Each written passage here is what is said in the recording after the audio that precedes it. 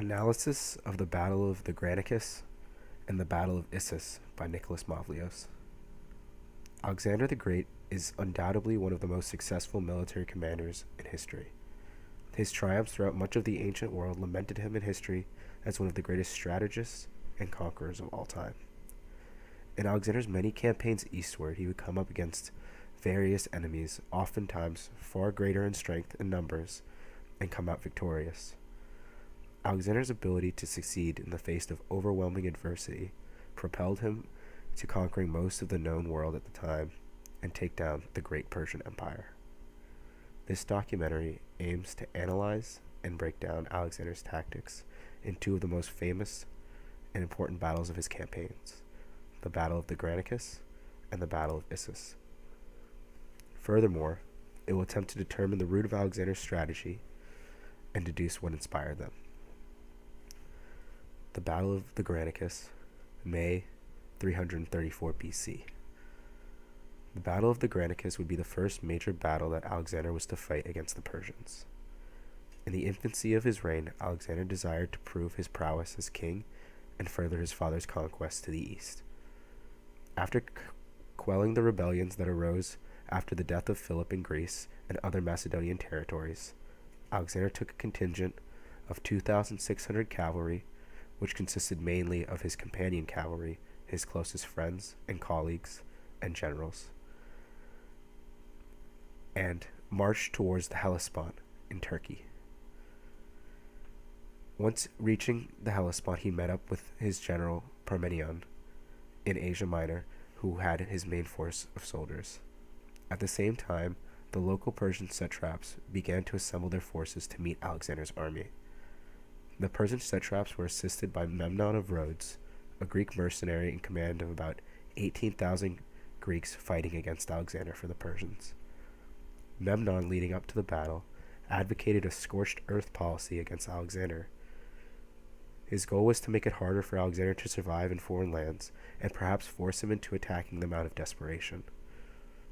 Although the plan was sound in theory, it lacked the backing of the satraps because they did not trust him due to his nationality.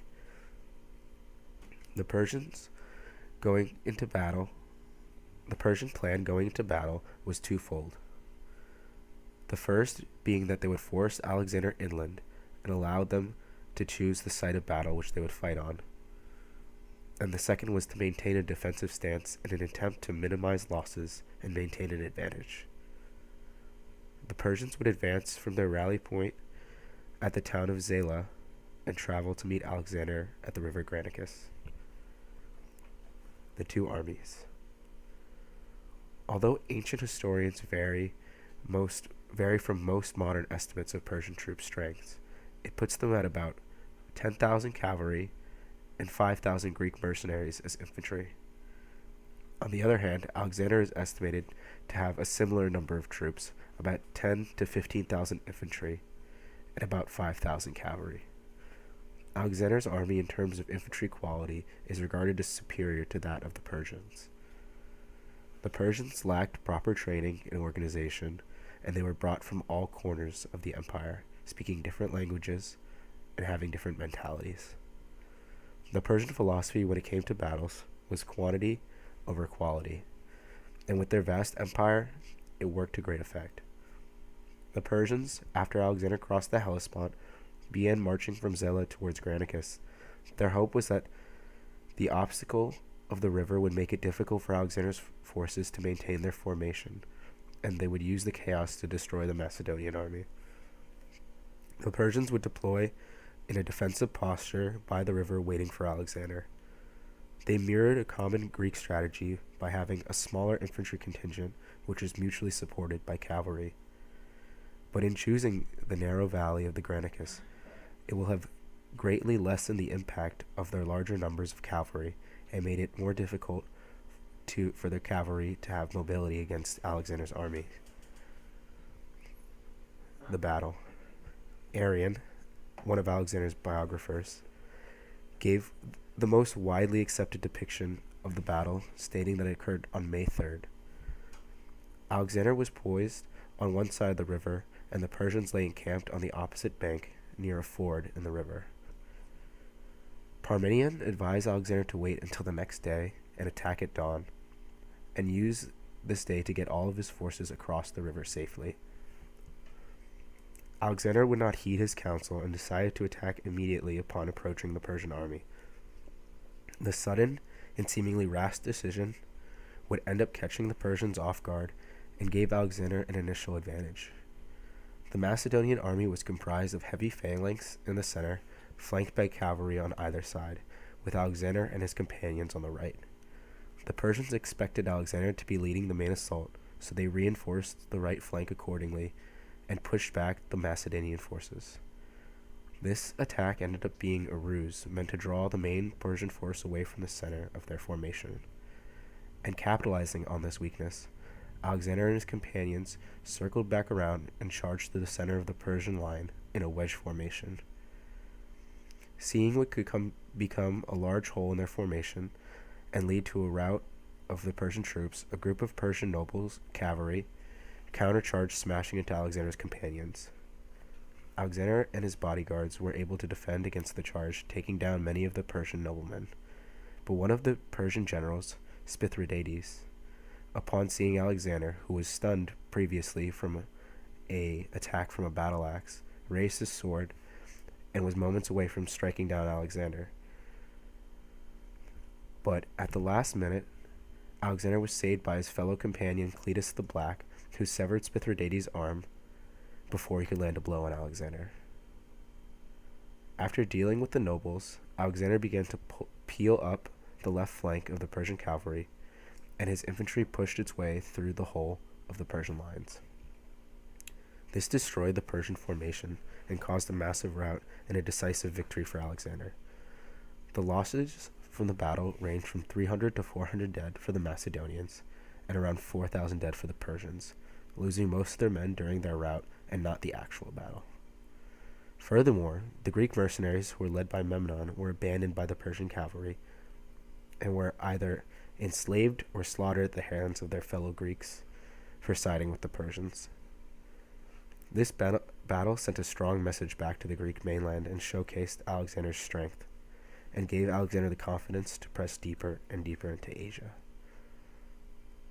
The Battle of Issus, November 5th, 333 BC.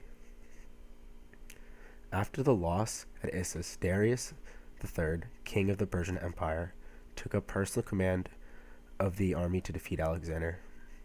Darius gathered a large army from all corners of his empire, and depending on which ancient source is referenced,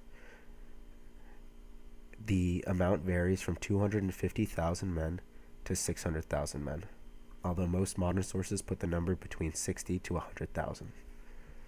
Darius led his army behind the Macedonian lines in an attempt to cut their supplies and starve them out.